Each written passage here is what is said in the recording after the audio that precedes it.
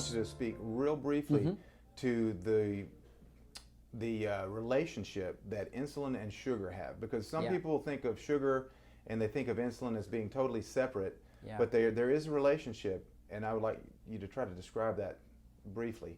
Yeah, great question, Ty. So when we're looking at sugar, see, when we take in sugar, we really, at any one given time, we should have about 1 teaspoon of sugar circulating in our bloodstream. So the average American, if they go to 7-Eleven or whatever and they get, a big gulp, they're consuming massive quantities. In fact, if you were to take, for example, a 12-ounce Coke, there's 12 teaspoons of sugar in that. There's about a teaspoon per ounce in a soft drink. That is toxic for the body. That will literally, if that's elevated, if our sugar is elevated for that long with that much sugar in our bloodstream, it will destroy us. It will kill us. And so you just look at somebody that's got diabetic neuropathy, for example, uncontrolled diabetes, they're going to have neuropathy, they're going to have issues with their eyes, optic neuritis, they're going to have all kinds of different health problems. And that's an example of uncontrolled blood sugar. So our body has this response where it sends out this hero hormone called insulin.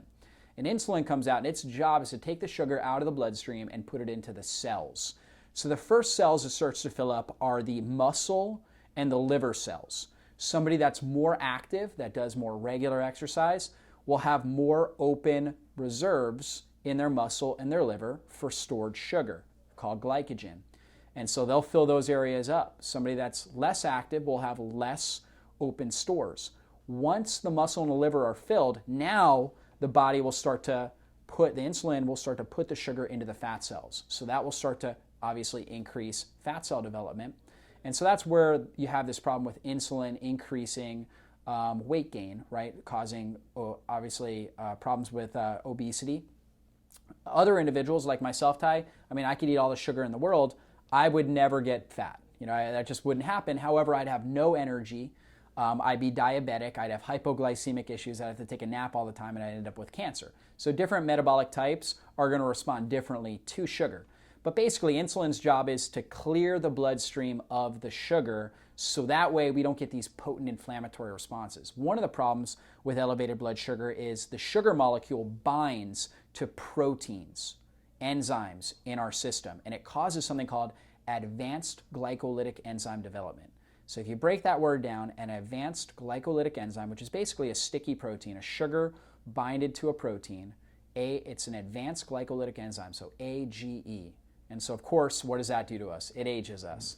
And so we want to restrict or reduce the amount of advanced glycolytic enzyme production. Insulin helps us with that. It helps, again, get the sugar into the bloodstream. Now, as an altered effect of insulin, when insulin is elevated in your body, number one, your body is in storage mode, so it's not going to be able to burn through fat stores effectively.